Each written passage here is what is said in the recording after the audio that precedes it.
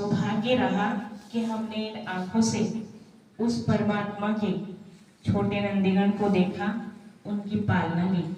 तो दादी जी को आज हम सभी श्रद्धांजलि अर्पित करेंगे।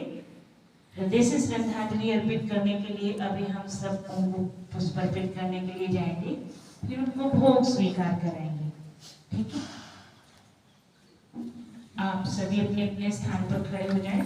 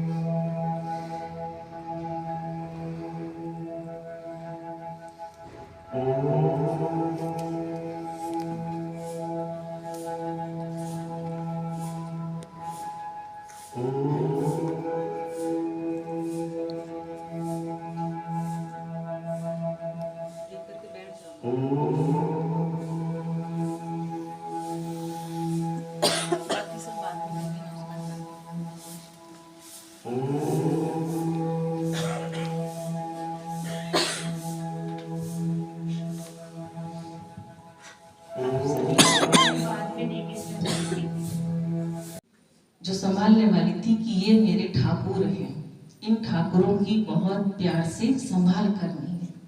बचपन में जब वो, मैं समझती हूँ 8-10 साल के होंगे, हर तरह से सुबह उठने से लेकर रात्रि सोने तक बाबा कितना उनका ख्याल रखते थे।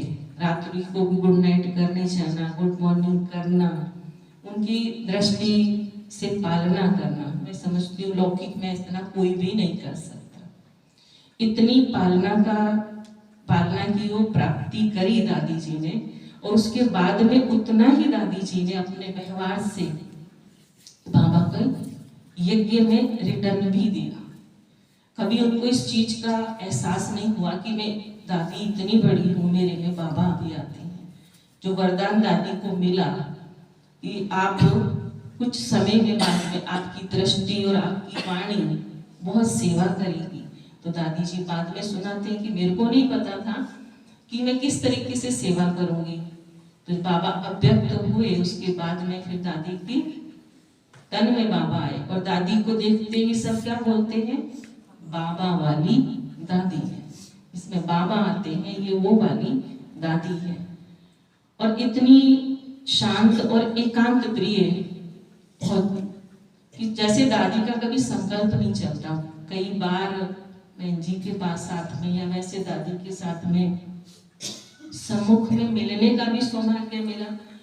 क्लास तो हम सब लोग करते ही थे जब मधुबन में जाते हैं दादी जी का, लेकिन अभी जो सुनते हैं वो दादी जी की अव्यक्त आवाज है, बाप दादा दादी की आवाज ओरिजिनल सुनी है। आप सबने सुनी होगी ना, क्योंकि आजकल तो यूट्यूब पे सब कुछ सुनाई देता है।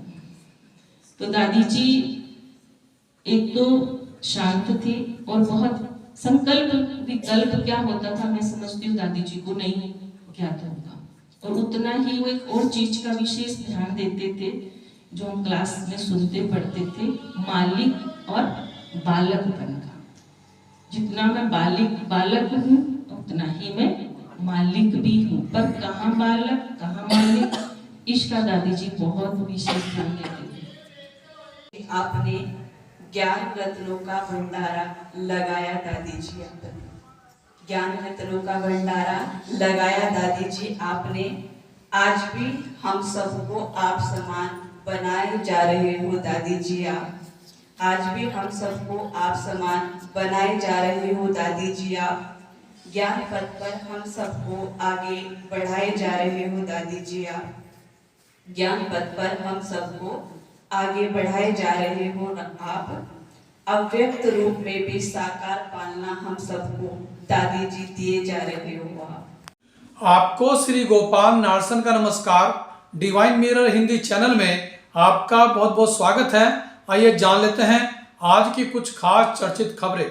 जैसा कि आप देख रहे थे, ब्रह्मा कुमारी चीफ रही राजयोगिनी गुलजार दादी का स्मृति दिवस आज दुनिया भर के ब्रह्मा कुमारी सेवा केंद्रों पर उन्हें श्रद्धांजलि अर्पित करके तथा उनके गुणों को याद करके मनाया गया।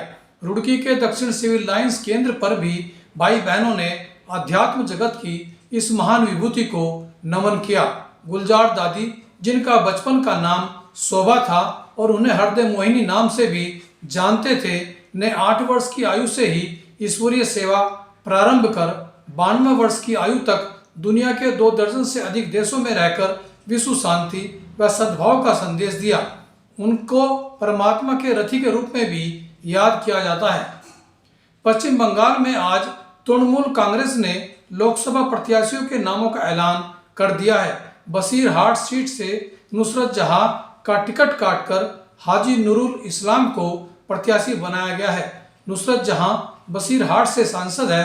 पश्चिम बंगाल की 42 लोकसभा सीटों की सूची में 16 सांसदों को पुनः टिकट दिए गए हैं। प्रत्याशियों की सूची में 42 में से 12 महिलाएं हैं। संदेश खाली में महिलाओं के यौन उत्पीड़न व ईडी अधिकारियों पर हमले के मामले में केस की जांच पुलिस से सीबीआई को जाने के बाद सीबीआई की कस्टडी में आए शाहजहां शेख को 4 दिन के पुलिस रिमांड पर लिया गया है।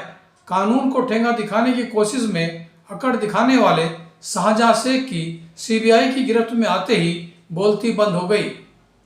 दिल्ली की जेल में बंद गैंगस्टर काला जठेड़ी को 12 मार्च को अनुधारा चौधरी से शादी करने के लिए 6 घंटे का पैरोल दिया गया है।